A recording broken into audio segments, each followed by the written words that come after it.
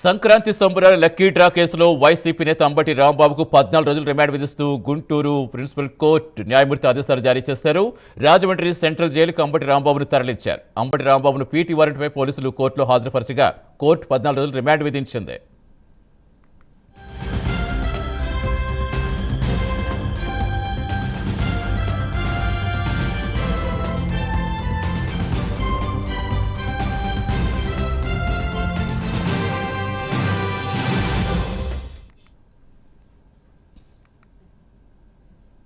సంక్రాంతి సంబరాల lucky draw కేసులో YCP నేత అంబటి రాంబాబుకు 14 రోజులు రిమాండ్ విధిస్తూ గుంటూరు ప్రిన్సిపల్ కోర్టు న్యాయమూర్తి ఆదేశాలు జారీ చేశారు. పూర్తి సమాచారం ఇచ్చేందుకు మా కరెస్పాండెంట్ రవికృష్ణ లైవ్ లో జరుగుతున్న. రవికృష్ణ, అంబటిని వరుస కేసులు వెంటాడుతున్నాయి. తాజాగా ఈ కేసు సంబంధించి కోర్టు ఏం చెప్పింది?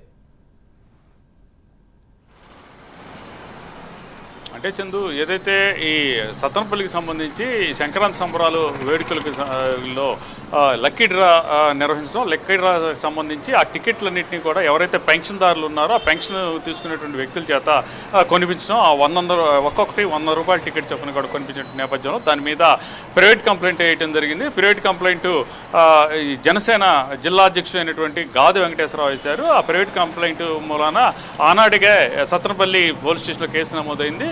ఈ తర్వాత దాని గురించి పెద్దగా కూడా పట్టించుకున్నటువంటి దాఖలాల్లో ఎప్పుడైతే ఈ అంబటి రాంబాబు సీఎంని దూషించిన కేసు ఉందో దాని మీద అరెస్ట్ అయిన తర్వాత ఒక్కొక్కటిగా కూడా కేసులు బయటకు వెలుగు చూస్తున్నాయి. ఫస్ట్ ఏమన్నా పట్టాపురం సంబంధించిన కేసు తీసుకోవడం, పోలీసులు దుర్భాషలాడినటువంటి కేసు, ఆ తర్వాత దానికి బెయిల్ వచ్చిన వెంటనే కూడా నిన్న దీనికి సంబంధించి ఏదైతే ఈ సత్తనపల్లి కేసుని పీటీ వారెంట్ జారీ చేయడం, పీటీ వారెంట్లో ఈరోజు ఆయన్ని కోర్టులో హాజరుపరచడం జరిగింది.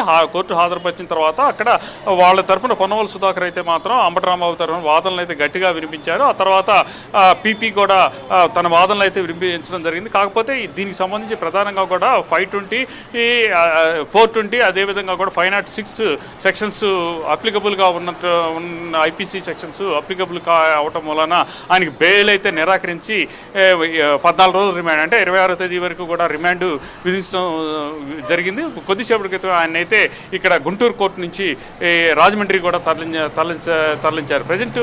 అదేవిధంగా కూడా పోలీసులు అయితే మాత్రం ఈ కేసుకు సంబంధించి ఆయన్ని ఇంట్రాగేట్ చేసేందుకు తమకి ఇంట్రాగేషన్ చేసేందుకు తమకి ఇవ్వాలి, అప్పగించాలి అంటూ కూడా కోర్టులో పిటిషన్ అయితే దాఖలు చేశారు. అదేవిధంగా కూడా అంబటి తరపున న్యాయవాదులు అయితే మాత్రం ఈ కేసు కుట్రపూరితంగా పెట్టినటువంటి కేసు, దీన్ని డిస్మిస్ చేసి ఈ కేసుని డిస్మిస్ చేయడమే కాకుండా కూడా ఆయన బెయిల్ ఇవ్వాలని వేసినటువంటి పరిస్థితి కనపడింది. ఏది ఏమైనప్పటికీ కూడా వరుసగా కూడా అంబటి రాంబాబుని అయితే మాత్రం కేసులు వెంటాడుతున్నాయి. ఒక కేసు తర్వాత మరో కేసు, కూడా ఈ రోజు 3వ కేసు నమోదైంది. రవికృష్ణ, మీరన్నా మాట్లాడే ప్రయత్నం చేసిన వైసీపీ నేతలతో వాళ్ళేం చెప్తున్నారు?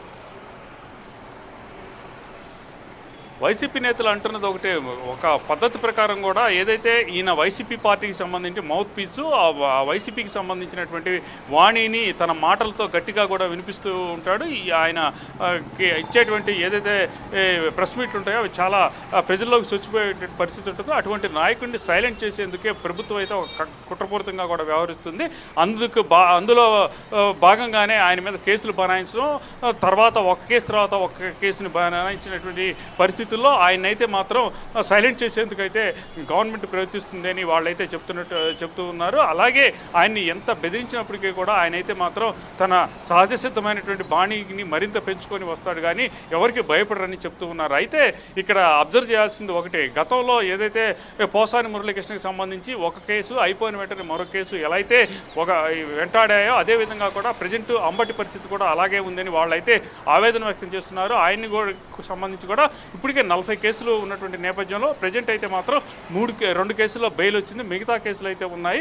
దీని నేపథ్యంలో మరిన్ని కేసులు కూడా పడతాయి. అదేవిధంగా ఆయన ఒక కేసు తర్వాత మరో కేసుకి పంపించేటువంటి పరిస్థితి ఉంటుంది అని చెప్పి వాళ్ళైతే ఆవేదన వ్యక్తం చేసిన పరిస్థితి కనపడింది. ఏది ఏమైనప్పటికీ కూడా సత్తనపల్లి కేసుకు సంబంధించి 26 అంటే 14 రోజుల్లో రిమాండ్ విధించడం, రాజమండ్రికి తరలించడం, మరికొన్ని కేసులు కూడా ఆయన్ని వేసేందుకు పోలీసులు సిద్ధంగా ఉన్నారు పీటీ వారెంట్ల ద్వారా అని వైసీపీకి సంబంధించిన నేతలైతే తమ ఆవేదన వ్యక్తం చేస్తున్న పరిస్థితి అయితే వాళ్ళతో మాట్లాడినప్పుడు కనపడింది. Right, thank you Ravikrishna.